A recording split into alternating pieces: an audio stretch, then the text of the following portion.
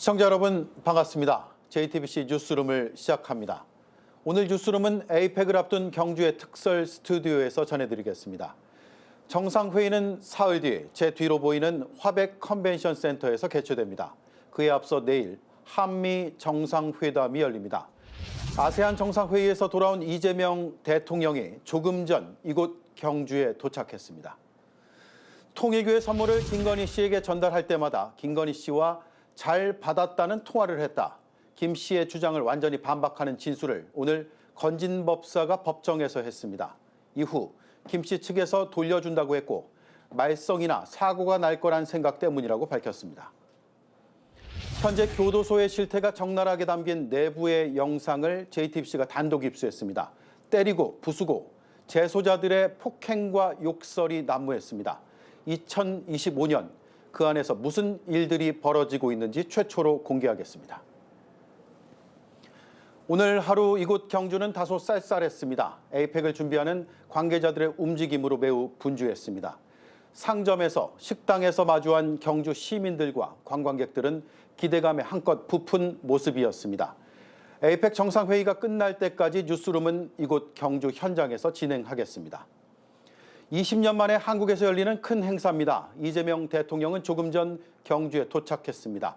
트럼프 대통령은 내일 오전 방한해 한미 정상회담에 나섭니다. 저 소식 최규진 기자입니다. 어젯밤 늦게 말레이시아에서 귀국한 이재명 대통령은 오늘 저녁 경주로 이동해 행사 준비 상황을 최종 점검합니다. 첫 공식 일정으로 내일 개막하는 에이펙 CEO 서밋에서 기조 연설을 합니다. 역내 최대 다자 플랫폼으로서 에이펙의 적실성을 강화하고 아태 국가 간의 상호 유대와 협력 의지를 복원할 것입니다. 가장 관심이 쏠리는 건 내일 열릴 한미 정상회담입니다. 트럼프 미국 대통령은 오전 김해공항으로 입국해 이 대통령과 경주에서 오찬을 겸한 정상회담을 합니다. 관세 협상, 주한미군 등 동맹 현대화, 북미 대화 재개 등이 의제로 거론됩니다. 관세 협상은 이번에 타결되기 어렵다는 관측이 나오고 있지만 정상 간 담판 가능성까지 배제할 수는 없습니다. 조정, 교정하는데 상당히 많은 시간과 노력이 필요한 것 같습니다. 이성적으로 충분히 납득할 수 있는 합리적인 결과에 결국은 이렇게 될 것이다 라고 믿습니다. 이 대통령은 30일 한일 정상회담을 하는 등 4-5개국과 양자회담도 조율하고 있습니다. 31일부터 이틀간 메인 행사인 정상회의에선 무역, 투자 확대, AI, 인구 문제 등을 논의하는데 경주 선언 도출을 목표로 합니다. 마지막 날인 1일엔 차기 에이펙 의장국인 중국 시진핑 국가주석과의 한중 정상회담도 갖습니다. 21개국 정상급이 참여하는 에이펙 개막을 앞두고 전 세계의 이목이 경주로 쏠리고 있습니다. 이재명 대통령도 내일 한미 정상회담을 시작으로 본격적인 초단위 다자 외교에 들어갑니다. 경주에서 JTBC 최규진입니다. 네, 400석이 넘는 국제 미디어 센터는 국내외 취재진으로 가득 찼습니다. 1,700명의 글로벌 기업인이 참여하는 사전 행사도 시작됐습니다. 현장을 연결하겠습니다. 윤세민아 기자, 시청자들께 큰 행사를 앞둔 경주의 분위기부터 전해주시죠. 네, 이곳은 경주 에이펙 정상회의장에서 멀지 않은 곳에 위치한 첨성대 앞입니다. 에이펙 정상회의를 기념해 매일 저녁 첨성대를 배경으로 미디어 아트 공연이 펼쳐지고 있는데 이 공연을 보기 위해 벌써 많은 사람들이 모여들었습니다. 중학생 때 와보고 오랜만에 여기 경주 첨성대 구경하러 왔는데요. 더 고즈넉한 느낌도 좋고 저희들이 이곳에 와서 조명을 보니까 확실히 옛날 분위기랑은 사뭇 많이 달라진 것 같아요. 각국에서 온 대표단과 기업인들은 낮에는 에이펙 회의 일정을, 밤에는 이곳 첨성대나 월정교 등 경주 시내 곳곳에 마련된 문화 체험 행사를 바쁘게 소화하고 있습니다. 경주에는 각국 정상뿐 아니라 전 세계 경제인 1,700명 찾습니다. 국내 주요 그룹의 총수부터 엔비디아의 젠슨 황까지 오늘 환영 만찬을 시작으로 3박 4일간의 만남의 장이 펼쳐집니다. 박소영 기자입니다. 전 세계 경제인 1,700여 명이 모이는 에이펙 최고 경영자 CEO 서밋이 오늘 환영 만찬을 시작으로 막을 올렸습니다. 기조연설에 나선 최태원 SK그룹 회장은 AI를 화두로 던졌습니다. AI는 아주 뜨겁습니다. 기업들의 경쟁에서 이제는 국가의 성장 엔진이고 안보 자산이 되는 이 국가 경쟁으로 움직여 나가는 것 같습니다. 본행사는 내일 개회식을 시작으로 사흘간 진행됩니다. 이재용 삼성전자 회장, 정의선 현대차그룹 회장, 구광모 LG그룹 회장 등 주요 그룹 총수는 물론 엔비디아 젠슨왕 CEO도 에이펙에 참석합니다. 특히 국내 재계 총수들은 내일 하워드 러트닝 미국 상무장관과 만찬을 가질 예정인데 한미 관세 협상을 측면 지원할 것으로 보입니다. 오늘 경주에선 우리 기업들이 혁신 제품을 대거 선보이며 기술 외교전에도 나섰습니다. 삼성전자는 화면을 2번 젓는 스마트폰인 트라이폴드폰을 처음 공개했고 SK하이닉스는 HBM4 실물을 전시했습니다. 현대차는 차량 뒷부분을 용도에 따라 바꿀 수 있는 이지수압 기술로 눈길을 끌었습니다. 이번 에이펙 개최로 직간접적 경제적 파급 효과는 7조 4천억 원에 달할 것으로 추산됩니다. JTBC 박소연입니다. 다음 소식입니다. 주요국 정상들이 속속 입국을 하면서 경계 태세도 한층 강화됐습니다. 경주에 숙소가 부족해 포항 앞바다엔 바다 위 호텔인 크루즈를 띄웠습니다. 윤두열 기자가 현장 취재했습니다. 호텔로 들어가는 도로 초입부터 경찰과 보안 요원들이 지키고 서 있습니다. 대형 차량은 진입을 아예 막았습니다.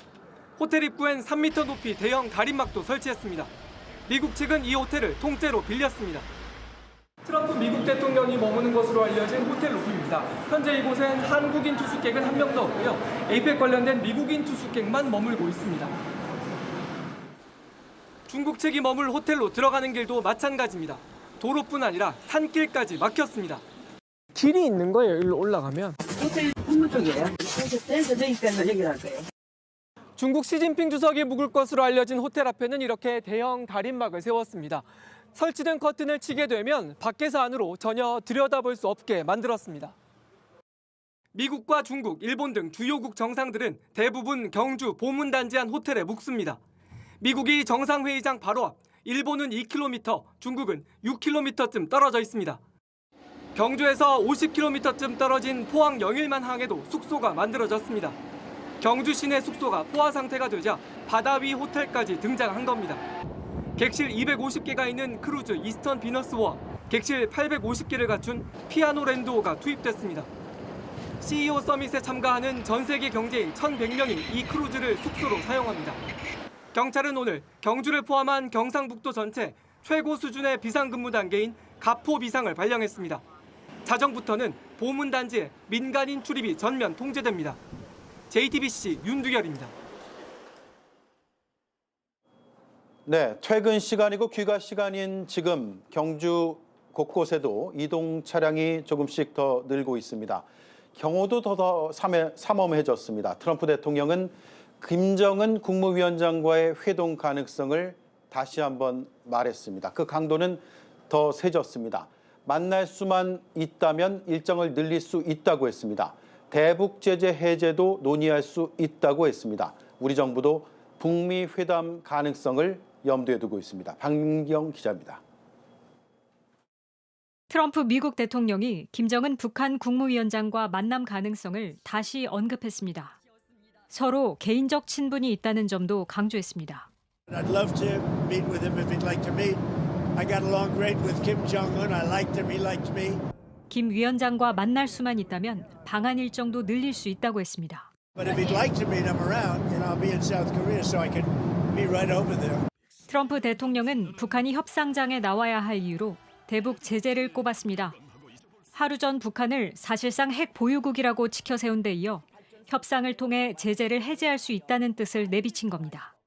앞서 김여정 노동당 부부장과 김정은 위원장은 미국과 마주서지 못할 이유가 없다며 회담 가능성을 완전히 닫지는 않았습니다.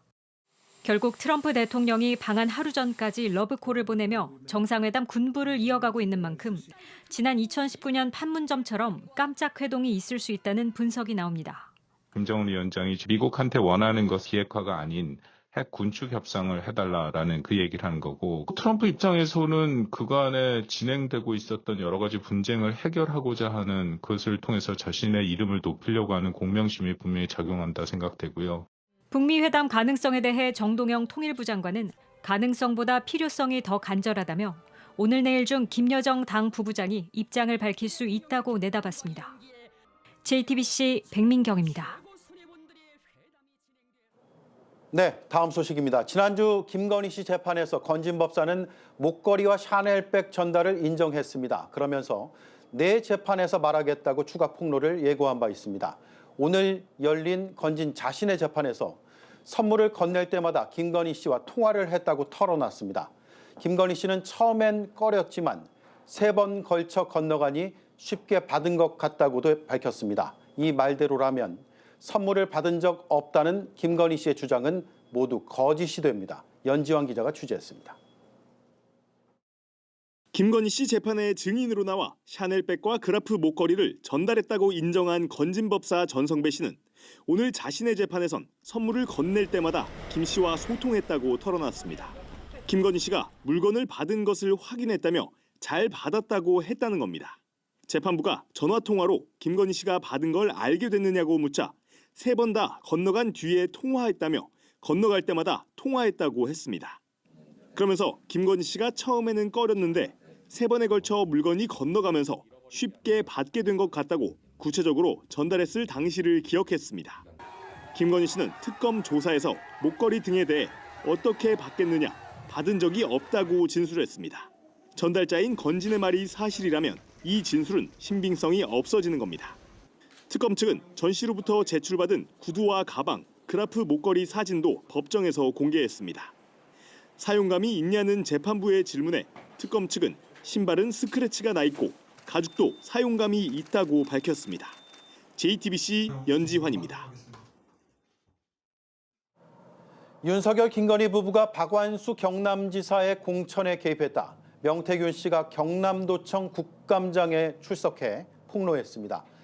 아크로비스타 자택에서 반려견 토리를 품에 안고 박 지사와 찍은 사진도 공개됐습니다. 배승주 기자가 보도합니다. 반려견 토리를 품에 안은 윤석열 전 대통령 옆에 있는 남성, 박완수 경남지사입니다. 2021년 8월 6일 윤 전 대통령 자택 아크로비스타에서 명태균 씨가 찍은 사진입니다. 윤석열 한 만나는 꿈이라 그러면 자기 집 윤석열 집에 데리고 와서 같이 고기 먹고 술 먹고 같이 놀다 왔는데. 오늘 경남도청 국감에 나온 명 씨는 2022년 지방선거 때 박 지사가 국민의힘 경남지사 후보로 공천받는데 자신이 기여했다고 거듭 강조했습니다. 증인께서 사람을 중매하고 추천하는 그런 자리라고 생각하면 맞겠습니까? 맞습니다. 예. 그러면서 공천 과정에 윤석열 전 대통령 부부가 개입했다고 폭로했습니다. 당시 윤핵관으로 통하던 윤한홍 국민의힘 의원의 반발은 윤 전 대통령이 막았고 그 당시에는 윤한홍이라든지 반대되는 세력들이 있어요. 박 지사는 못 가요, 거기를. 윤석열 대통령이 주려고 했으니까 준 거잖아요. 그리고 여론조사에서 1위를 기록하며 유력 후보로 거론됐던 김태호 국민의힘 의원의 경우 김건희 씨가 손을 썼다는 겁니다.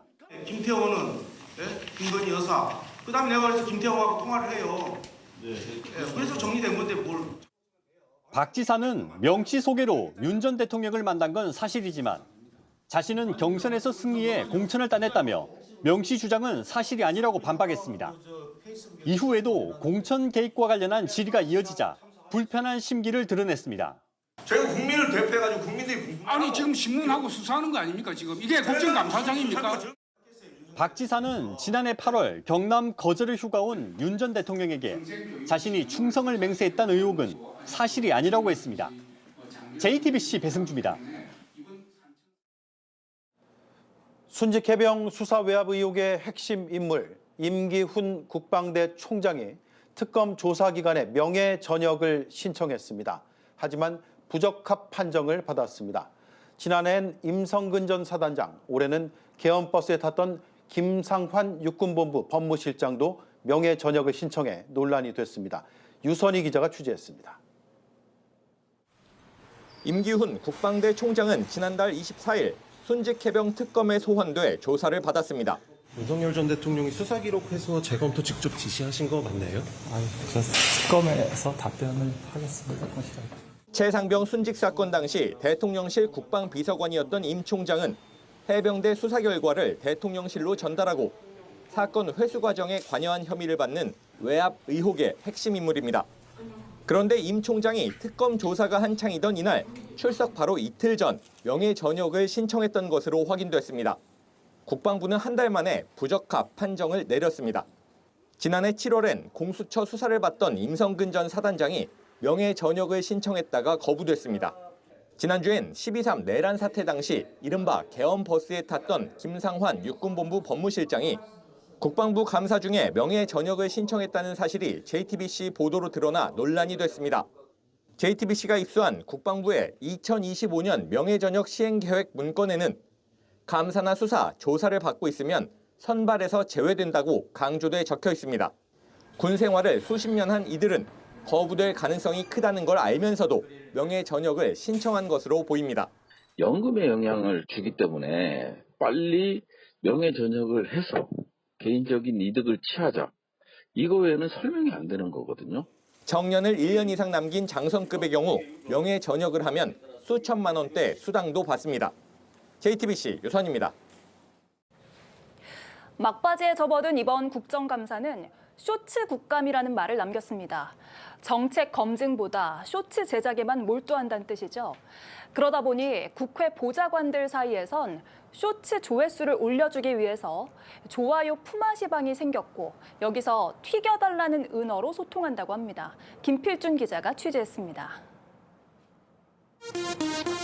진정 즐길 줄 아는 여러분이 이 나라의 챔피언입니다. 대법원 국정감사 현장에 노래를 깔아 홍보 영상을 만들고 그 메시지를 공개해서 얻은 건요 국민 찌질이 된 것밖에 없어요. 국감장에서 다른 당 의원에게 뱉은 막말을 제목으로 뽑습니다.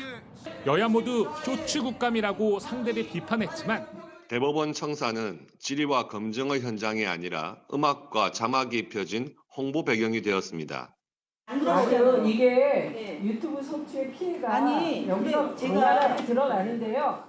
쇼츠 경쟁은 멈추지 않았습니다.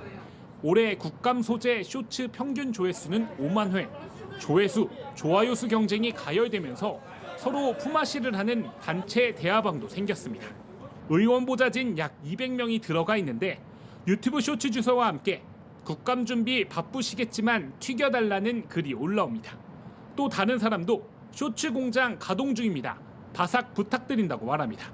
그러자 바사삭 답변이 이어집니다. 튀겨달라, 바삭해달라는 건 영상을 보고 좋아요를 눌러달라는 은어고 바삭은 그렇게 했다는 말입니다. 오늘도 이 방에는 이런 글이 쏟아졌습니다. 보좌진들은 쇼츠 제작과 홍보를 하느라 정작 정책 질의 준비할 시간은 없다고 자괴감을 토로하기도 합니다. JTBC가 유튜브 분석업체의 의뢰에 확인한 결과 이번 국감 첫 주 국정감사를 주재하러 게시된 쇼츠는 4,913개로 지난해보다 약 2.5배 많았습니다. JTBC 김필준입니다. 오늘 JTBC는 2025년이라고는 믿을 수 없는 교도소의 폭력 실태를 전해드리려고 합니다. 저희 취재진이 어렵게 입수한 교도소 내부 영상에는 수용자들이 교도관들에게 욕을 하는가 하면 위협하기 위해서 폭력을 행사하는 모습이 고스란히 담겼습니다. 교도소에서 무슨 일이 벌어지고 있는 건지 먼저 김혜리 기자가 단독 보도합니다.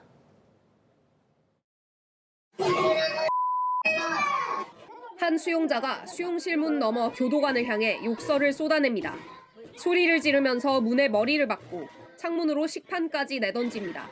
실제로 문을 부수는 수용자도 있습니다. 밥그릇을 던져 박살내고 문에서 뜯어낸 창살 막대기를 흉기처럼 휘두르며 난동을 피웁니다. 교도관들을 마주했을 때도 머뭇거림 없이 폭력성을 드러냅니다. 수용자들이 싸우다가 옷까지 벗어던지자 교도관들이 제지하러 들어옵니다. 하지만 수용자는 수갑을 안 차겠다며 거부합니다. 몇 명이 달라붙지만 쌍욕을 하며 격렬하게 저항합니다. 교도관을 향해 욕을 퍼부으며 벽을 주먹으로 칩니다.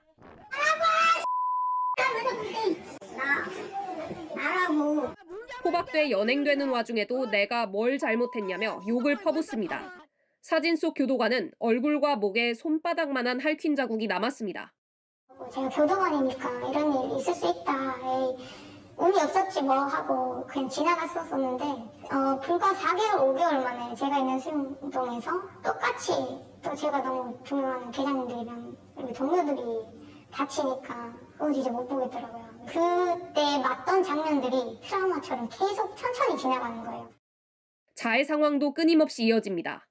영상 속 수용자는 갑자기 수용거실에서 뭔가 부러뜨려 날카롭게 만든 뒤 팔과 손목, 복부 등 이곳저곳을 긋기 시작합니다. 5분 넘게 자해를 이어가다 교도관에 발견돼 제지받는 모습이 찍혔습니다. 연행되는 과정에서 계단 아래로 냅다 몸을 던져 고꾸라지기도 합니다. 팔을 잡고 함께 가던 교도관도 함께 나동그라졌습니다. 교도관은 허리를 붙잡고 한동안 일어나지 못하고 들것에 실려 겨우 이동할 수 있었습니다. 2025년의 교도소는 오래된 영화의 감옥처럼 극단적인 폭력 상황이 끝없이 펼쳐지고 있습니다. JTBC 김혜리입니다. 난동을 넘어서 말 그대로 교도관들이 폭행을 당하기도 합니다. 그럼에도 강경 대응을 하긴 쉽지 않다는데요. 수용자들이 오히려 내가 맞았다고 소송전을 펼치기 때문인데 최근 10년간 수용자에게 고소를 당한 교도관은 무려 15,000명에 이릅니다. 이어서 김산 기자입니다. 걸어가던 교도관을 슬금슬금 뒤쫓더니 갑자기 머리로 주먹을 날립니다. 쓰러져 일어나지 못하는데 발길질을 멈추지 않습니다. 식판을 짚더니 냅다 머리를 가격하고 도망갑니다. 크게 휘청이던 교도관은 머리를 부여잡고 힘겹게 쫓아갑니다. 예상치 못한 곳에서 수용소 폭력은 계속 이어집니다. 교도관은 이를 온몸으로 받아내야 합니다. 뭐 하는 거야, 교도관이? 왜? 교도관이 뭐 하는 거야? 말로 경고하는 건 먹히지 않습니다. 저한테 포근한 눈가 바늘 파버리잖아. 교도관이 촬영을 시작하자 찍어보라며 조롱합니다. 내려놓으세요. 간혹 물리력을 동원해 강경하게 대응하지만 이런 경우 각종 소송전에 휘말리기 일쑤입니다. 검찰 가서 조사도 받은 적도 있고요. 당연히 무혐의로 나올 수밖에 없죠. 그 수용자하고 똑같은 철제 의자에서 앉아서 조사를 받는데 좀 비참하더라고요. 지난 10년간 수용자에게 피소된 교도관은 약 15,000명에 달했는데 이 중 기소된 건 단 8명에 불과했고 대다수는 각하나 무혐의로 종결됐습니다. 무혐의로 끝나도 지독한 소송전에 교도관은 손발이 묶이게 된다고 토로합니다. 재정신청이라고 있거든요. 그곳에 무혐의 처분되면 원고가 신청해서 그게 한번 집에 날라온 적이 있었어요. 그 집사람이 놀래가지고 많은 교정직 공무원이 이렇게 몸과 마음 모두에 큰 상처를 입습니다. 내가 꼭 이렇게까지 해야 되나. 이런 사람들한테 내가 이런 모욕적인 것까지 당하면서 내가 근무를 계속 해야 되나. JTBC 김산입니다.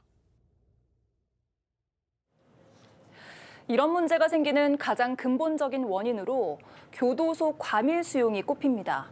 구치소를 추가로 짓기 힘든 상황에서 많은 수용자가 좁은 공간에서 부딪히고 이로 인해서 통제가 힘들어지는 겁니다. 김혜리 기자입니다. 올 7월 대전교도소에선 박모 교도관이 근무 시간 중 사망하는 일이 벌어졌습니다. 민원실 옆 통행로에 쓰러져 있다가 발견돼 병원으로 뒤늦게 옮겨졌지만 결국 사망한 겁니다. 현장 교도관들은 박 씨의 사망이 단순한 사고가 아니라 공무상 질병에 따른 순직으로 봐야 한다고 강하게 주장합니다. 이게 직원 1인당 감당해야 될 인원이 최고 많았을 때 한 50명, 60명 여선이거든요. 근데 이게 이제 130%가 넘어가니까 아무런 사고가 없어도 인원으로도 이제 감당하기가 어렵고. 지난해 기준 전국 55개 교정기관 중 45개가 110% 이상의 과밀 수용에 시달리고 있는 것으로 집계됐습니다. 사고가 일어난 대전교도소처럼 수용률이 130%가 넘는 곳은 전체의 3분의 1에 달합니다. 이렇게 되면 교도관 1인당 많게는 100명 가까이 관리하는 일도 벌어집니다. 쉬는 날에도 근무할 만큼 만성적인 문제입니다. 휴무날 저희가 지금 현재 교정 인력 자체가 사부제를 하기에는 충분한 인력이 안 됩니다. 그래서 휴무일에 쉬지 못하고 출근하는 직원들이 상당히 많습니다. 지역 주민 반대 등으로 구치소를 더 짓지 못하는 상황에 과밀화는 심해지고 있습니다. 교도관 처우와 예우가 개선되지 않는 것도 큰 문제입니다. 30년 이상 재직 후 퇴직한 제복 공무원에게 국립묘지 안장 자격을 부여하는 법 개정안이 올 2월 시행됐지만 경찰과 소방만 포함되고 교정직은 빠졌습니다. 경찰분과 소방 공무원들은 법안이 통과돼서 국립묘지 안장하실 수 있게 되었다라는 말씀을 제가 들었었는데요. 저희 교정직 공무원들은 제외됐다라는 이야기를 들어서 가슴이 아팠습니다. 사명감만으론 과밀화된 구치소에서 일상화된 폭력을 막아낼 수 없습니다. JTBC 김혜리입니다. 16년 전 순천에서 청산가리가 든 막걸리를 마시고 주민 2명이 숨졌습니다. 숨진 여성의 남편과 딸이 살인자로 지목됐지만 재심 끝에 오늘 무죄를 받았습니다. 검사의 강압 수사가 드러난 건데 JTBC가 검찰 의견서를 확인해 보니 재심에서도 검찰은 정당한 수사란 주장을 반복했습니다. 조혜연 기자가 단독 보도합니다. 16년 만에 살인자 누명을 벗은 백점선 씨는 말을 잇지 못했습니다. 제가 뭐 할 말이 있습니까? 너무 다 기가 막히고 할 말이 없습니다. 존경하는 판사님한테 감사드립니다. 법원은 재심 끝에 오늘 백 씨 부녀의 살인죄에 대해 무죄를 선고했습니다. 2009년 전남 순천에서 청산가리가 든 막걸리를 마시고 주민 2명이 숨지자 수사기관은 백 씨 부녀를 범인으로 지목했습니다. 숨진 여성의 남편과 딸입니다. 둘은 무기징역과 징역 20년을 받아 13년간 수감됐습니다.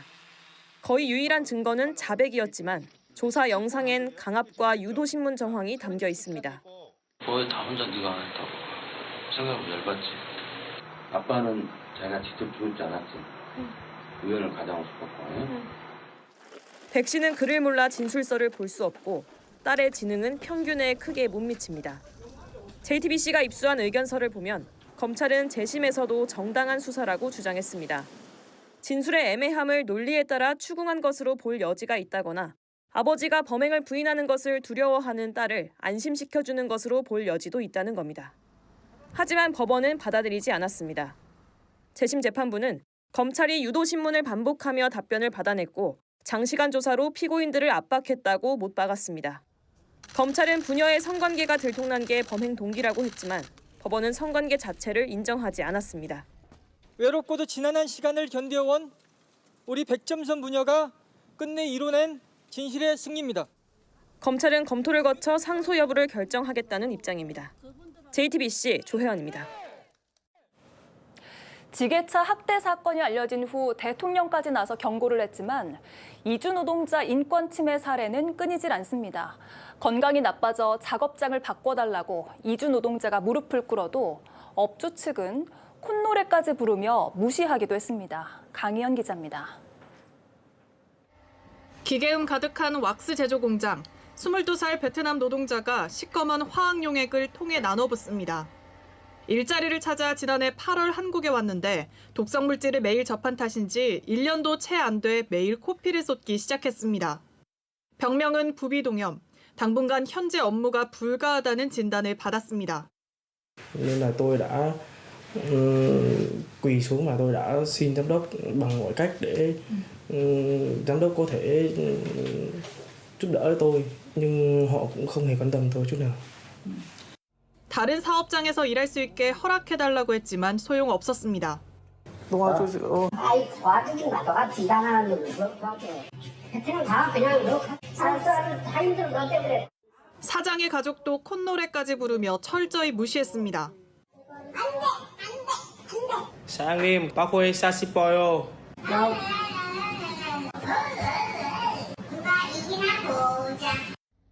같은 사업장의 또 다른 베트남 노동자는 무거운 짐을 나르다 허리를 다쳤지만 직장을 옮기지 못하고 있습니다.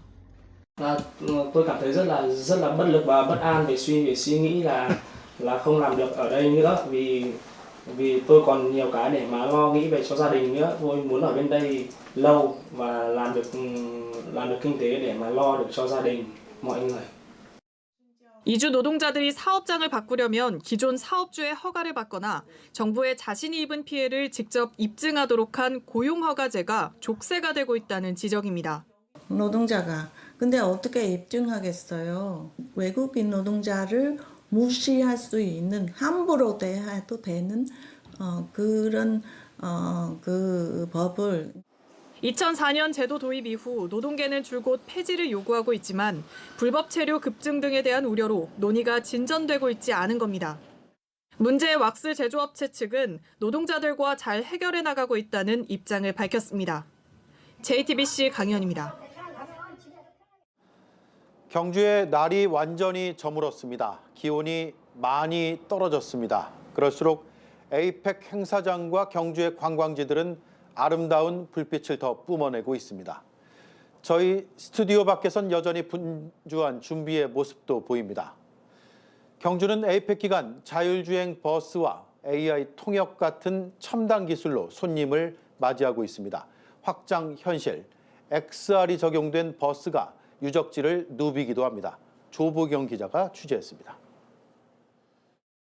자율주행 시작합니다. 승객 여러분께서는 좌석 벨트를 확인하시고 운전자가 없는 작은 버스가 운행을 시작합니다.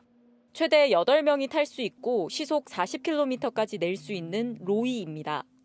이 버스는 지금 정상회의장 근처를 지나고 있습니다. 에이펙 기간 이 자율주행 버스는 회의장 근처를 돌며 승객들을 태웁니다. 화백 컨벤션 센터 주변 6개 정거장만 도는데 에이펙을 위해 경주를 찾은 사람들에게 발이 되어주는 겁니다. 길을 잃은 이에게 길을, 꿈을 잃은 이에게 꿈을 주고자 짐은 이 첨성대를 세웠노라. 경주의 유적지를 더 다채롭게 보여주는 XR, 확장현실 버스도 하루 3번 운행합니다. 첨성대 인근을 지날 땐 별이 쏟아지고 창밖으로 보이는 황룡사지 위로 실존했던 9층 석탑이 지어집니다. 그 당시의 거리의 모습을 버스가 지나가면서 다 보여주는 겁니다. 실감 미디어 기술을 가지고 재현시킨 거예요. 에이펙 기간엔 참가자들을 대상으로 이후엔 일반 관광객들을 태우고 경주 주요 유적지를 누비게 됩니다. 관광객들이 많이 찾는 식당 150곳엔 쌍방향 통번역기가 지급됐습니다. How much is it total? 총 얼마죠? 경주역과 김해공항, 택시 1000여 대 등에도 AI 통번역 시스템이 설치됐습니다. 경주 전체가 최첨단 기술을 선보이는 시연의 장이 되고 있습니다. JTBC 조보경입니다. 네, 트럼프 대통령이 방한 기간에 국내 조선소에 방문할지도 주목되는 부분입니다. 일정이 유동적인 상황이어서 국내 주요 조선사들은 여러 가능성에 대비하고 있습니다. 박준우 기자가 취재했습니다. 도널드 트럼프 미국 대통령이 말레이시아에서 일본으로 향하는 전용기 안에서 또 한 번 한미 조선 동맹 필요성을 강조했습니다. Because we want more ships. We have a lot of companies coming into our country now. They're going to start building. We have the shipyards available. You know. 트럼프 대통령은 일본을 거쳐 내일 부산을 통해 우리나라에 입국합니다. 예정된 방한 일정은 1박 2일이지만 연장 가능성도 열어뒀습니다. It's our last stop. So it's pretty easy to do. 한미 조선 동맹 마스가 프로젝트가 교착 상태에 빠진 관세 협상에 돌파구가 될 거란 전망도 힘을 얻고 있습니다. The Koreans have a great plan to invest in U.S. shipbuilding even more than they've already done it. 관심은 트럼프 대통령의 국내 조선소 깜짝 방문 여부에 쏠립니다. 대규모 조선소를 둔 한화오션, HD 현대중공업 모두 여러 가능성에 대비하고 있습니다.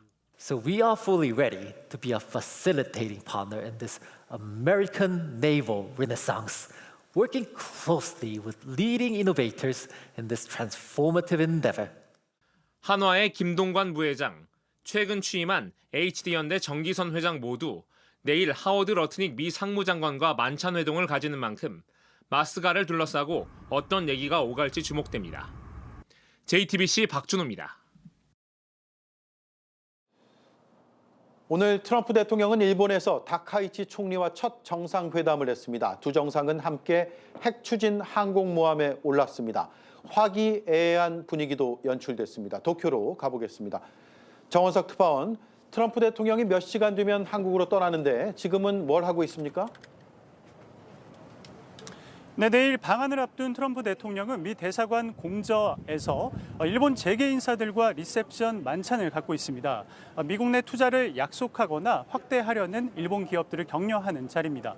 트럼프 대통령은 행사가 끝난 뒤 한미와 미중 정상회담을 준비해 짧은 휴식을 취한 뒤 내일 오전 부산 김해공항을 통해 우리나라에 들어올 예정입니다. 예, 두 정상이 핵 추진 항공모함에 함께 승선을 했습니다. 어떤 얘기들이 오갔습니까? 네, 정상회담 뒤 오찬을 마친 두 정상은 일본 요코스카 미군 해군기지를 함께 방문했습니다. 두 정상은 미 대통령 전용 헬기인 마린원을 함께 타고 이동했는데요. 특히 다카이치 총리, 일본 총리로는 처음으로 미국의 전략 자산인 원자력 항공모함 조지 워싱턴호에 트럼프 대통령과 함께 올랐습니다. 두 정상의 이번 행보는 안보 협력을 넘어 두 나라가 공동작전을 수행을 할 수 있다는 것을 보여주며 중국을 겨냥한 해상 억제력을 드러낸 것으로 풀이됩니다. 이 자리에서 트럼프 대통령은 다카이치 총리를 친한 친구라고 소개했고 다카이치도 손을 들고 화답하며 우호를 과시했습니다. 앞서 열린 미일 정상회담에서도 두 정상은 위대한 동맹이 새로운 황금 시대를 열 것이라며 서로에 대한 애정을 과시한 바 있습니다. 도널드 트럼프 Anything I can do to help Japan, we will be there. We are an ally at the strongest level. 日米同盟の新たな黄金時代をトランプ大統領とともに作り上げていきたいと願っております。 네, 트럼프 대통령이 납북 일본인 가족들도 만났다고요? 네, 그렇습니다. 트럼프 대통령은 북한에 납치된 일본인 피해자 가족들과 만나 문제 해결을 위해 할 수 있는 일을 하겠다고 확인했습니다. 이 자리에서 우리가 이 문제를 논의할 것이라는 발언을 했는데요. 김정은 위원장과 납북자 문제를 논의할 수 있다는 취지로 북미 정상회담 가능성을 다시 한번 내비친 겁니다. 그리고 방금 들어온 소식 하나 추가하면요. 다카이치 총리가 이번 회담 성과에 대해서 취재진에게 얘기를 했는데 북한의 완전한 비핵화를 위한 공동의 약속을 미국과 재확인했다 이렇게 밝혔습니다. 지금까지 도쿄에서 JTBC 정원석입니다. 딸을 지키려다 전동 킥보드에 치여 중태에 빠졌던 엄마가 기적적으로 의식을 되찾은 것으로 전해졌습니다. 이런 사고, 면허를 인증하지 않아도 되는 법의 맹점을 이용해 사업을 확장한 일부 공유 킥보드 업체에도 책임이 크다는 지적이 제기됐습니다. 오늘 국회는 업계 선두권에 있는 업체 대표를 증인으로 불렀습니다. 하지만 해외 출장을 이유로 나타나지 않았습니다. 김휘랑 기자가 취재했습니다. 국회 정무위원회는 오늘 공유 킥보드 업체 더스윙 김영산 대표를 국정감사 증인으로 불렀습니다. 매년 급증하고 있는 전동 킥보드 인명사고와 관련 미성년자 무면허 운행 실태와 가맹사업법 회피 의혹 등에 대한 질의가 예고된 상태였습니다. 하지만 김 대표는 모습을 드러내지 않았습니다. 스타트업 박람회에 참석해야 한다며 불출석 사유서를 내고 나흘 전 미국으로 떠난 겁니다. 김 대표가 증인으로 채택된 건 지난달 28일, 항공권은 나흘 뒤 예매됐습니다. 명백하게 이건 국가 회피용 출국이다라고 볼 수밖에 없고요. 더 괘씸한 것은 입국일이 10월 30일입니다. 정부는 지난 2021년 원동기 이상 면허 소지자만 전동 킥보드를 몰 수 있도록 했습니다. 그런데 정작 킥보드 업체엔 면허 인증을 의무화하지 않았습니다. 더스윙은 이런 법적 사각지대를 이용해 미성년자 이용자를 끌어모아 사업을 확장했다는 의혹을 받아왔습니다. 이 더스윙만을 그거에 대해서 그거를 사용하지 않고 거부하고 그냥 면허 미증을 무기로 해서 청소년들을 막 고객을 끌어들인 거예요. 처벌 조항이 없으니까. 이 업체는 지난 2022년 윤석열 정부에서 50억 원 규모의 특별 보증을 지원하는 예비 유니콘 기업에 선정됐습니다. 2023년 윤석열 전 대통령 미국 순방 땐 공유 킥보드 업체로는 유일하게 경제사절단에 포함되기도 했습니다. 민주당은 김 대표를 국회 증언감정법 위반 혐의로 고발하는 방안을 검토하고 있습니다. JTBC 김일환입니다.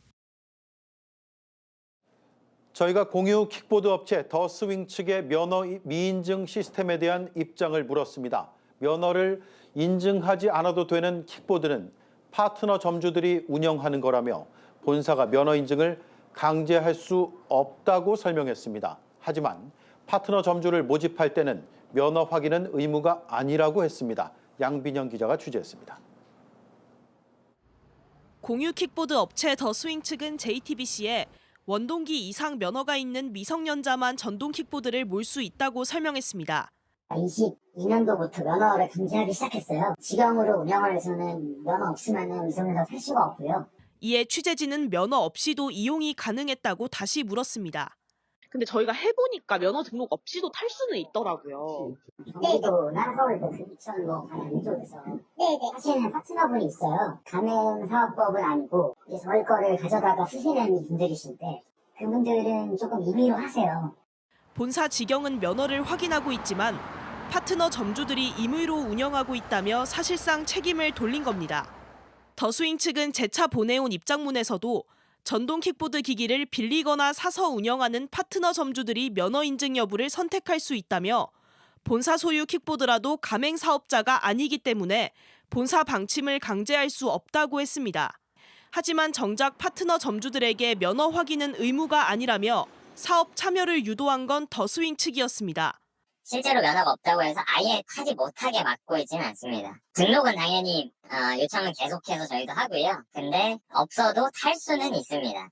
그런 더스윙 측은 최근 사회적 인식 문제 등을 이유로 사업을 축소 중이고 직영 운영은 거의 없다고 전해왔습니다. 그러면서 공유 킥보드 이용에 운전면허를 요구하는 나라는 한국뿐이라며 킥보드가 비판받는 배경에 갈팡질팡 규제와 명확하지 않은 법 제정이 있다고 불만을 드러냈습니다. JTBC 양빈현입니다. 지난해 서울 어린이 대공원에 폭발물이 설치됐다는 허위 신고로 시민들이 긴급 대피하는 소동이 있었죠. 알고 보니 이런 상황을 생중계하고 시청자들로부터 후원금을 받아온 10대들의 범행으로 드러났습니다. 임지은 기자가 보도합니다. 음성 대화방을 만들어 실시간으로 소통할 수 있는 플랫폼 디스코드입니다. 한 참여자가 생중계로 경찰에 전화를 겁니다. 자, 여러분들 마이크 톡톡 치면서 위급한 척 한번 해보도록 하겠습니다.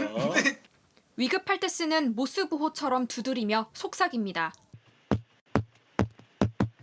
여보세요.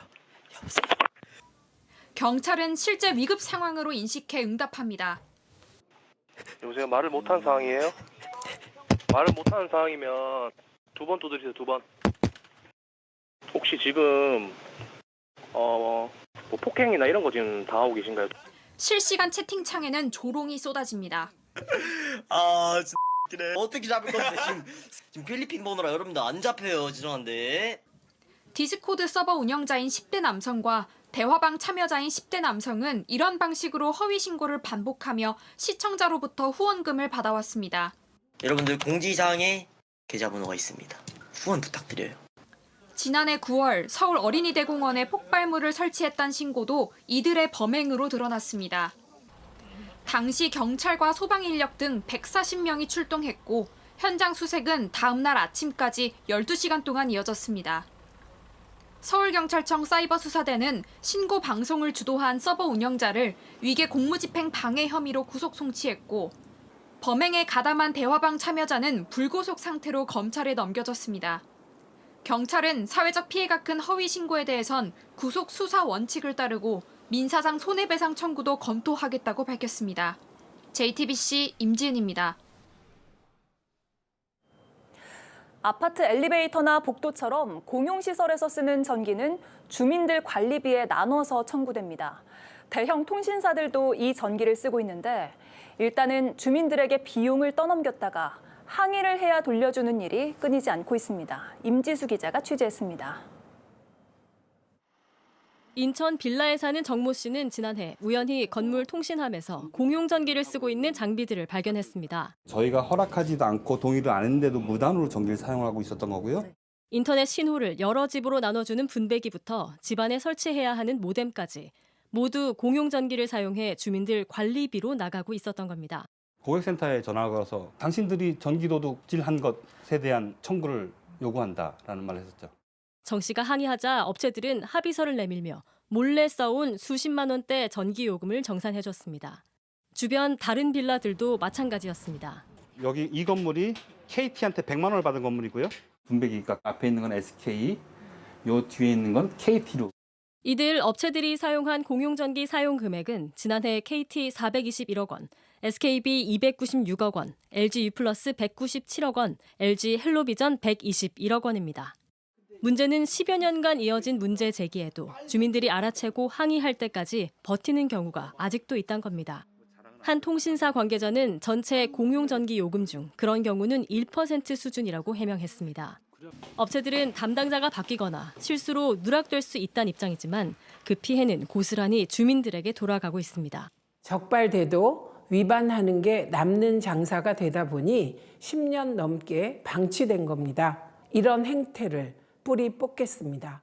과기부는 이에 대해 전수조사를 요구해 문제 확인 시 전액 보상하도록 할 방침이라고 밝혔습니다. JTBC 임지수입니다.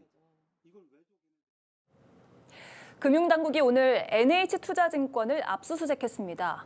고위 임원이 미공개 정보를 지인들과 공유해 20억 원대 부당이득을 챙긴 혐의와 관련해서입니다.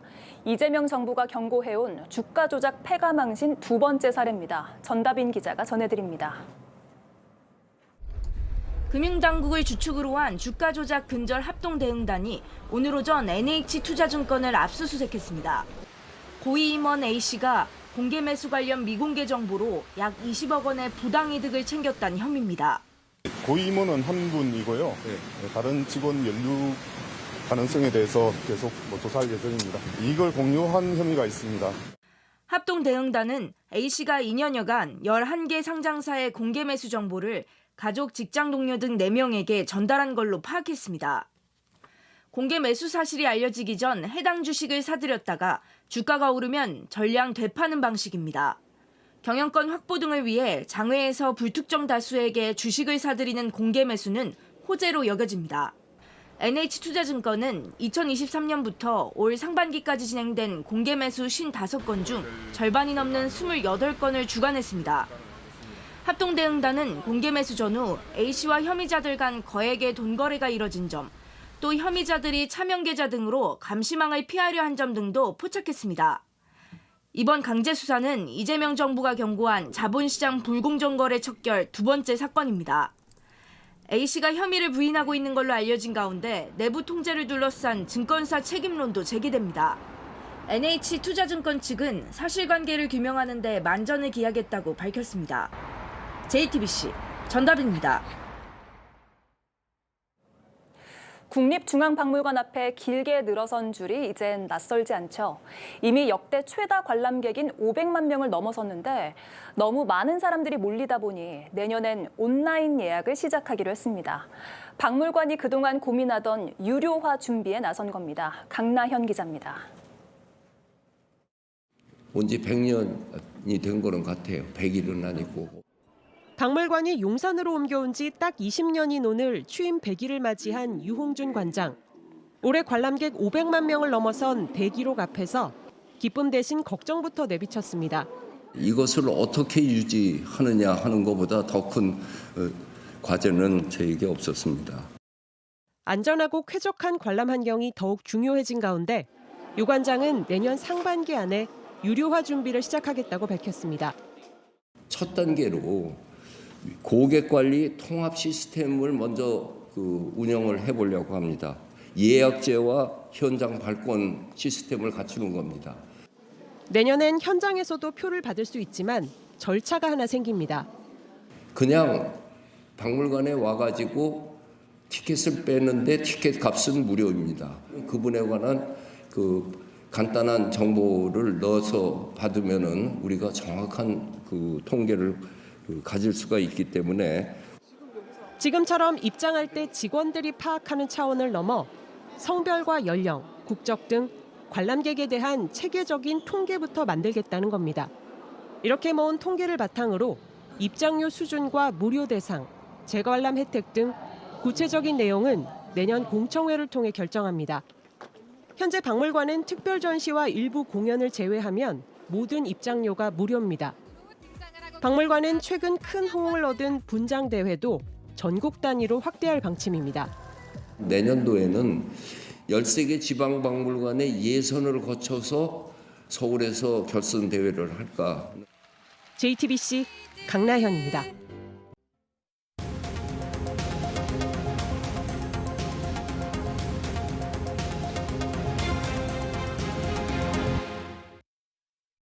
주가가 떨어져야 함에도 불구하고 주가가 오르고 있네요. 그럼 이건 인위적인 개입이 있었다라고 봐야 맞다. 지금 많은 전문가들이 불법적으로 중국 자본이 들어와서 한국 기업을 사들이고 있다라는 국내 증시가 급등세를 타다 어제는 마침내 코스피 4,000선 돌파란 신기록도 세웠는데요. 이번 상승장을 놓고 중국 배후설이 정치권에서 계속 제기됩니다. 팩트체크해보겠습니다. 코스피가 3,000선을 회복한 지난 6월부터 4,000선을 돌파한 어제까지 이 가파른 상승세를 이끈 건 외국인 투자자가 맞습니다. 그런데 JTBC 팩트체크팀이 그 기간의 통계를 좀 더 자세히 확인해 보니 정치권 주장과는 차이가 컸습니다. 미국 투자자가 8조 2,280억 원 수준으로 절반이 넘는 비중을 차지한 겁니다. 다음으로 아일랜드, 룩셈부르크 등이었고요. 중국 투자자의 순매수 금액은 2,810억 원 수준이었습니다. 그러니까 새로 들어온 것까지 다 합해서 봐도 9월 말 기준으로 우리나라의 상장 주식을 보유한 전체 외국인 투자자 중 중국인 투자액은 2% 수준입니다. 이 통계 앞에서는 또 중국 자본이 불법적인 경로로 들어와서 한국 증시를 교란하고 있다. 이런 취지의 주장도 하는데요. 전문가의 답은 이랬습니다. 전체적인 시장 전반에 대해서 교란을 하기에는 그 세력이 약합니다. 지금으로서는 우리 주식시장 다변화와 활성화에 더 긍정적인 측면이 있다. 이런 분석에도 불구하고 계속 중국 배후설을 되풀이하는 건 결국 중국이 우리 기업을 다 먹어치우려 한다. 이런 논리를 세우기 위해서입니다. 삼성전자, 하이닉스, 현대자동차 이 정도를 장악해버리면 이거 우리나라 아닌 거예요. 통신과 관계된 기업들 몇 개 장악해버리면. 네, 하지만 증권거래소에 따로 요청을 해서 이들 주요 기업의 하루 투자자, 중국 투자자 거래 규모를 확인해 봤더니요. 전체 1% 안팎 수준에 그쳤습니다. 게다가 무엇보다 우리나라 외국인 투자에 관한 규정에 따라서 외국인은 일정 비율 이상 통신사 등에 대한 투자를 할 수는 없습니다. 팩트체크 김혜미입니다. JTBC 뉴스룸 경주 현지에서 전해드리고 있습니다. 경주는 지금 분주하면서도 차분하게 에이펙을 준비하고 있습니다. 네, 어느덧 3년이 흘렀습니다. 내일 이태원 참사가 꼭 3년 되는 날입니다. 우리 모두가 보고 들었음에도 그날 밤의 진상은 여전히 뚜렷하지 않습니다. 그날 그곳의 12시간을 박창규 기자가 취재했습니다. 네, 거리두기가 풀리고 처음 맞는 할로윈으로 서울 이태원에만 오늘 하루 10만 명이 몰릴 걸로 예상됩니다. 출제가 있고 막 이래가지고 여하튼 집에 들어갈 거면 일찍 들어가자고 해가지고 일찍 들어가서 쉬고 있었던 거예요. 한 오후 4시 정도, 그러니까 오후부터 사람이 많았었고요. 이것이입니다. 여기 이태원 그 골목이 지금 사람들하고 올라오고 내려오고 하는데 너무 위험하거든요. 압사당할 것 같아요. 겨우 빠져나왔는데 거리엔 조금씩 이상 조짐이 나타나기 시작했습니다.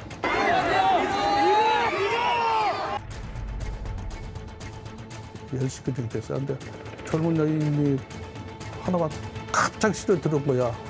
무릎이 다 까지고 신발도 없었고. 이미 한 사람 제 옆에 한 사람이 이렇게 넘어졌는지 이렇게 푹 꺼져 있더라고요.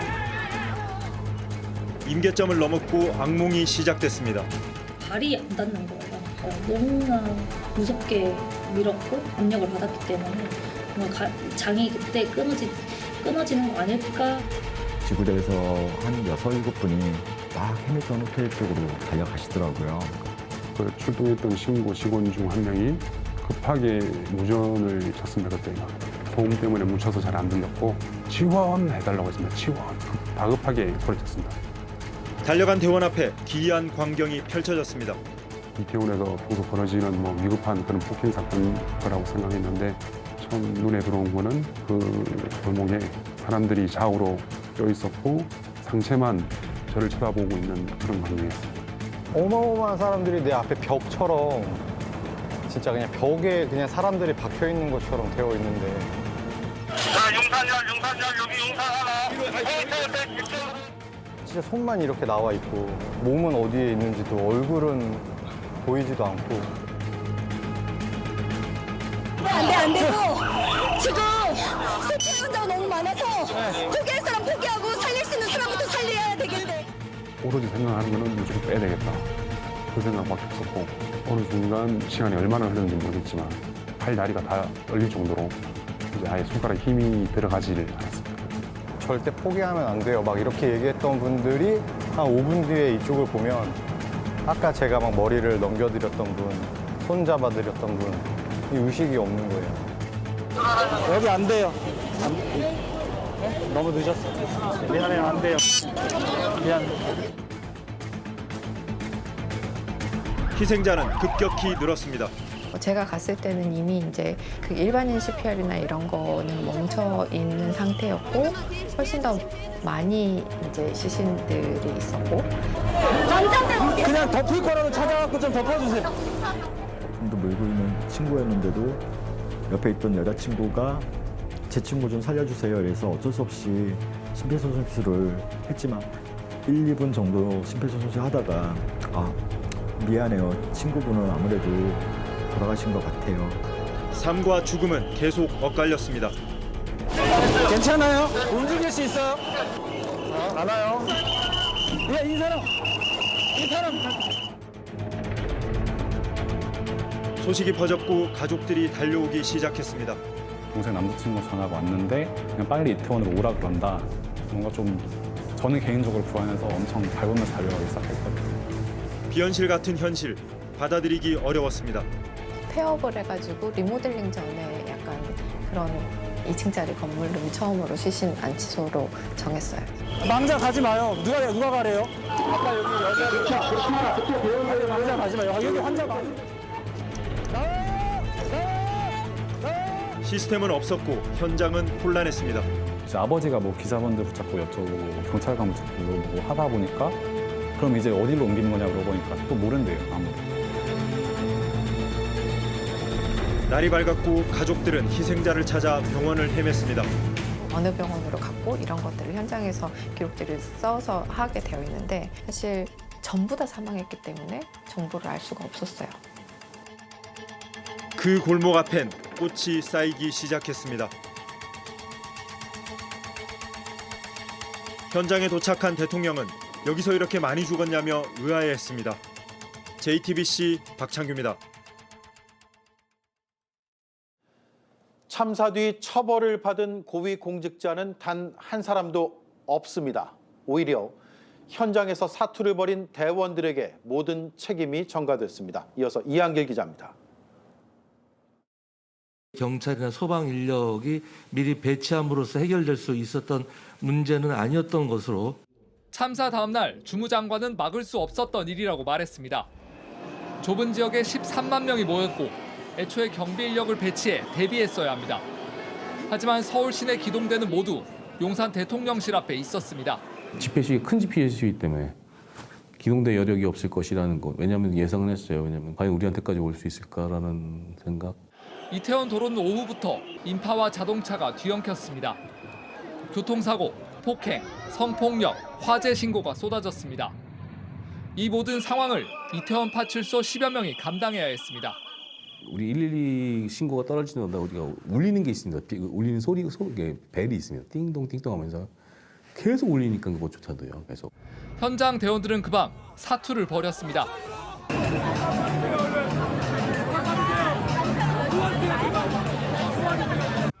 자원을 배분하고 지휘했어야 할 고위직들은 빠져나갔고 모든 책임은 현장 대원들에게 전가됐습니다.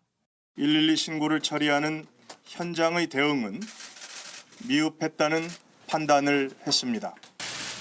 근데 그 책임이 구체적으로 어떤 책임인가요?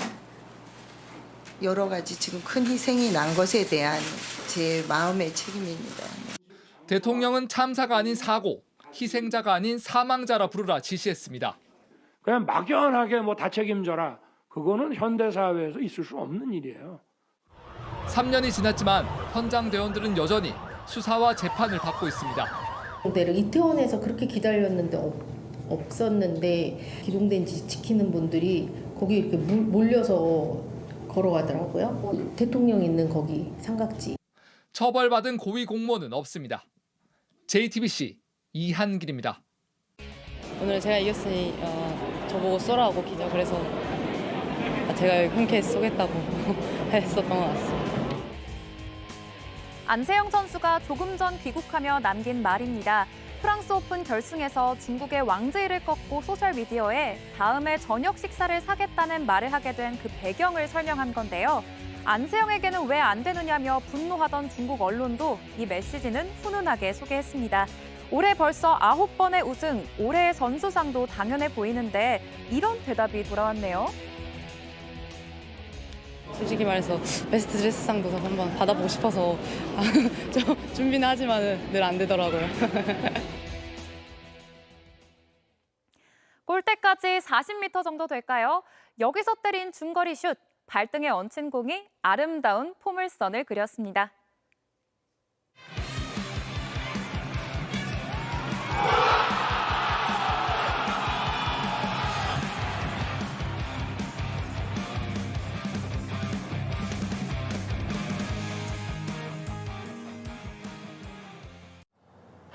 네, 경주의 현재 기온은 4.8도, 체감은 3도밖에는 되지 않는 것 같습니다. 그럼에도 에이펙에 대한 기대감만큼은 뜨겁습니다. 회의장 주변에선 불꽃도 터뜨리며 성공적인 행사를 기원하고 있습니다. 네, 내일도 저희는 경주 현장에서 뵙겠습니다. 뉴스룸 마칩니다. 고맙습니다.